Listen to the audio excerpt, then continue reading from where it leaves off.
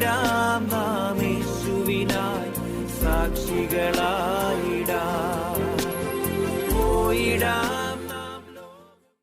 A reading taken from 1 Samuel chapter 28. In those days the Philistines gathered the forces of war to fight against Israel.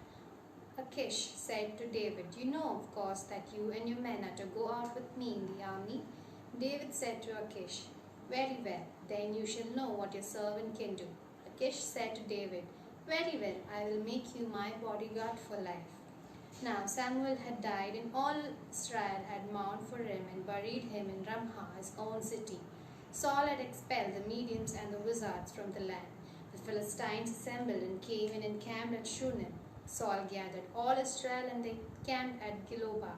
When Saul saw the army of the Philistines, he was afraid, and his heart trembled greatly. When Saul inquired of the Lord, and the Lord did not answer him, not by dreams or by Urim or by prophets. Then Saul said to his servants, "Seek out for me a woman who is a medium, so that I may go to her and inquire her." His servant said to him, "There is a medium at Endor." So Saul disguised himself and put on other clothes and went there, he and 2 men with him. They came to the women by night, and he said, "Consult a spirit for me, and bring up for me the one whom I name to you."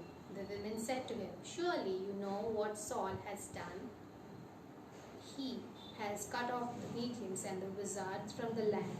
Why then are you laying a snare for my life to bring about my death?" But Saul swore to her by the Lord, "As the Lord lives, no punishment shall come upon you for this thing." Then the women said, "Whom shall I bring up for you?" He answered, "Bring up Samuel for me." When the women saw Samuel, she cried out with a loud voice, and the women said to Saul, "Why have you deceived me, you are Saul?" The king said to her, "Have no fear. What do you see?" The women said to Saul, "I see a divine being coming out of the ground." He said to her, "What is his appearance?" She said, "An old man is coming up. He is wrapped in a robe."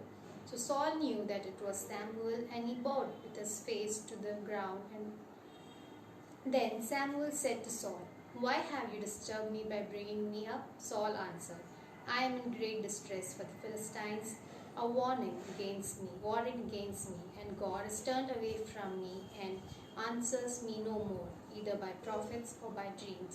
Samuel said, "Why then do you ask me, since the Lord has turned away from you and become your enemy? The Lord has done to you just as he spoke by me, for the Lord has torn the kingdom of your hand and given it to your neighbor David, because you did not obey the voice of the Lord and did not carry out his fears against Amalek. Therefore the Lord has done this thing to you.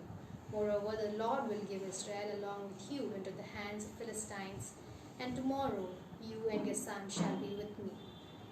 Immediately Saul fell full length on the ground, filled with fear because of the words of Samuel, and there was no strength in him, for he had eaten nothing all day and all night. The woman came to Saul, and when she saw that he was terrified, she said to him, "Your servant has listened to you. I have taken my life in my hand, and have listened to what you have said to me. Now therefore you also listen to your servant. Let me set a morsel of bread before you." He refused and said, "I will not eat." But his servants, together with the women, urged him, and he listened to their words.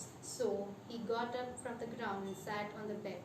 Now the woman had fatted calf in the house. She quickly slaughtered it and took flour, kneaded it, and baked unleavened cakes. She put them before Saul and his servants, and they ate. They then rose and went away that night. This is the word of the Lord.